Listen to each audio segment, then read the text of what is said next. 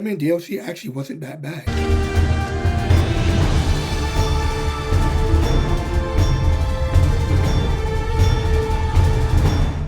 What's up, guys? You guys already know what to do. Hit that subscribe button, turn that bell notification to get notified when videos like this and so much more Marvel's Avengers videos drop. Now, I had a chance to play SpiderMan, the DLC for Marvel's Avengers, but what are my thoughts about it? It's actually really pretty good. Now, it's not what we saw in SpiderMan ps4. It was just good enough to call it passable. You know, I already knew what to expect going in to this whole SpiderMan DLC.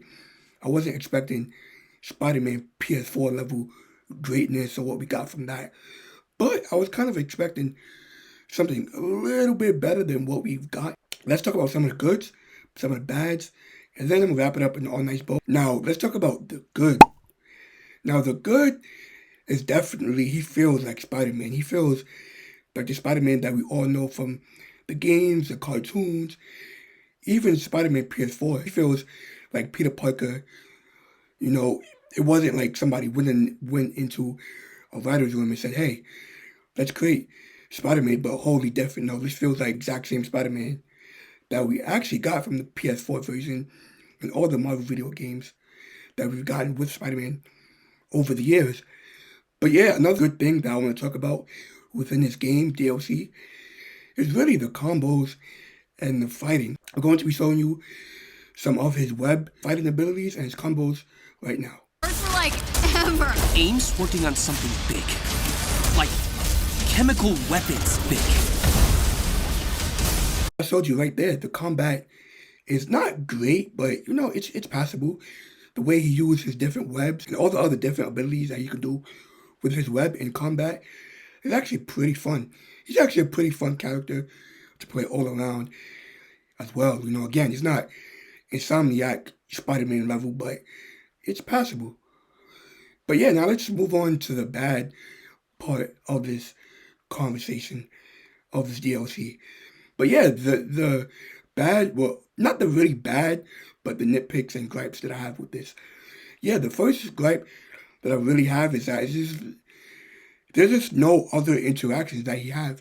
You know, going into this, you kind of expected him to interact with the other Avengers and the other characters that's in the game, but we don't really get that. We get like one line between, you know, one character to Spider-Man and Spider-Man to another character, but we don't get a full interaction with Spider-Man. Now, it is kind of an interaction when he first is introduced, but that's all. And another thing I want to mention, which you probably already know, that there's no story. There's no story. There's no side missions. No other characters for him to go up against except for aimbots, which we all tired of seeing.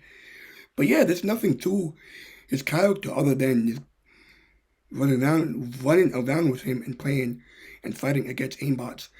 There's no story.